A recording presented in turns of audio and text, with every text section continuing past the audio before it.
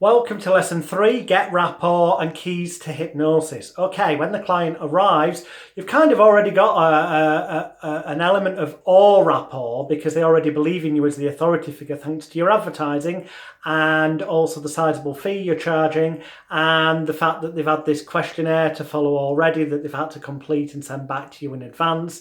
And then when they arrive, they see your professional diplomas and certifications on the wall, and they see your memberships, certificates of professional organisations, of which you can get numerous for one low, affordable fee by joining my Elite Hypnosis Bootcamp, which click on the relevant button at magicalguru.com for more information.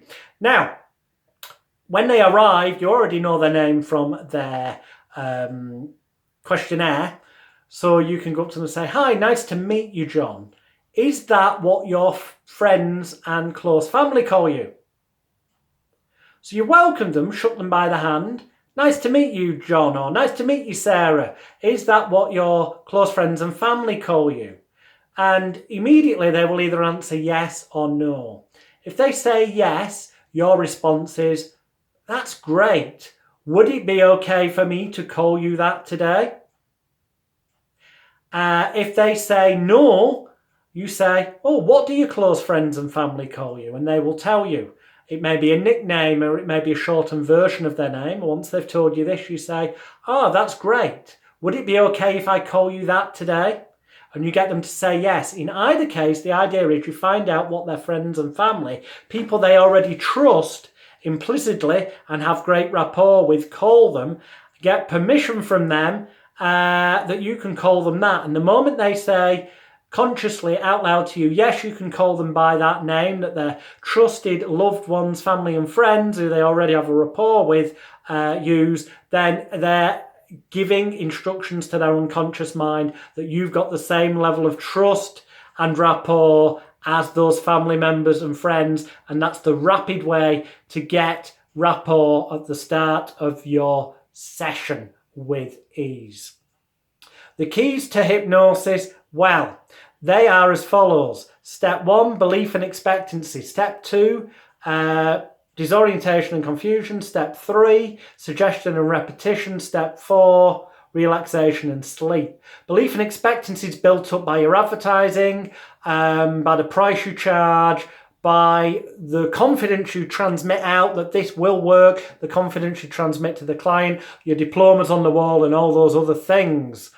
And then disorientation and confusion, elements of those are used within the hypnotic induction process to heighten their level of suggestibility and to bypass the critical faculty analytical area of their mind, so you can communicate with their subconscious, unconscious mind, or as I like to call it, their personal neck-top computer, to remove the negative files and put new positive ones in. We do that through a process of suggestion and repetition. Suggestion correctly expressed is hypnosis, and repetition is a powerful tool, repeating things at least 3 times. So the first time it's heard consciously, the second time the analytical critical faculty goes, "Oh, sod this, I'm bored," and goes to sleep, arguably, so to speak. And then the third time it goes in and reprograms the personal neck-top computer.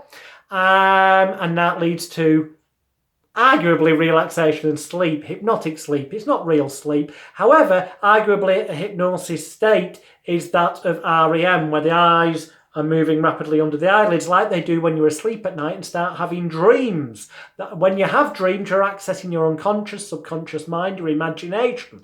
And with hypnosis, you're accessing the unconscious, subconscious mind, your imagination. So you actually do momentarily at times go into rapid eye movement. And that's why when people are hypnotized, you quite often see their eyelids kind of flickering around because the eyeballs are moving around underneath their eyelids because they're in that state of rapid eye movement. More is explained in my books that come as PDF. Download additional resources with these videos.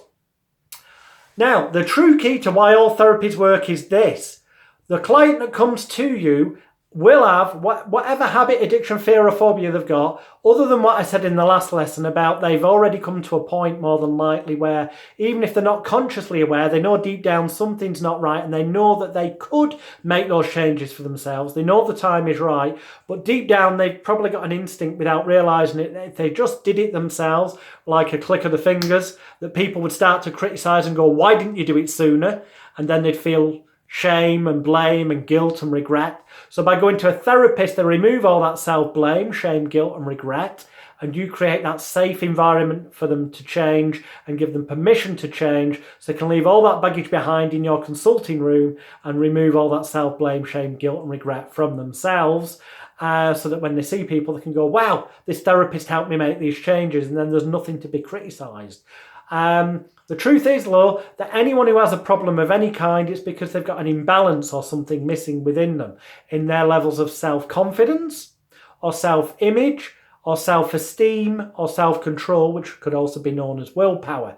And if there's an imbalance in any of them, it will have a knock-on effect in terms of their self-love, their self-worth, how they feel about themselves. Now, the key to these, it starts off with the human beings need to feel loved, wanted, needed, appreciated, cared for, cherished and valued. There are 7 things. Write down those 7 words. Loved, wanted, needed, appreciated, cared for, cherished and valued. They all sound very similar, but in actual fact, they're all very different when you look at the dictionary definitions. Some relate to things that would be relevant to self-confidence, some to self-image, some to self-esteem, some to self-control, aka willpower, and all of those as a funnel connect together to be relevant to the person's self-worth, their self-love, whether they love themselves, feel good about themselves.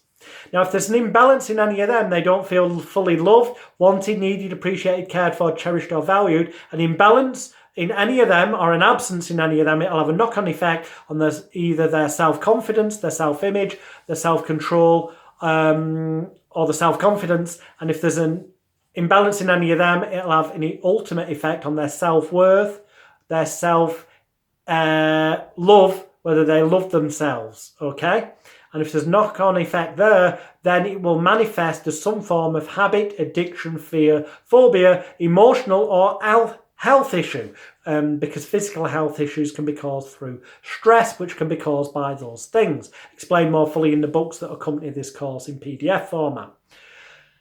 So, as a therapist, our key is in all cases to help the client feel loved, wanted, needed, appreciated, cared for, cherished and valued fully. And feelings don't have to have any basis in reality. It's just as long as the person feels loved, wanted, needed, appreciated, cared for, cherished and valued. It doesn't matter whether they truly are by other people, but if they feel that, then inside, then it will help increase their levels of self-confidence, self-image, self-esteem and self-control. And when they're at a full level, that in turn will help them increase their levels of self-love and self-worth.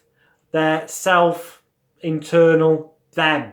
That is why I say they've got to be, from the moment of leaving you, more selfish in a positive sense, because they've got to look after number one, themselves, because to be truly selfless and help other people around them as well, they need to be selfish,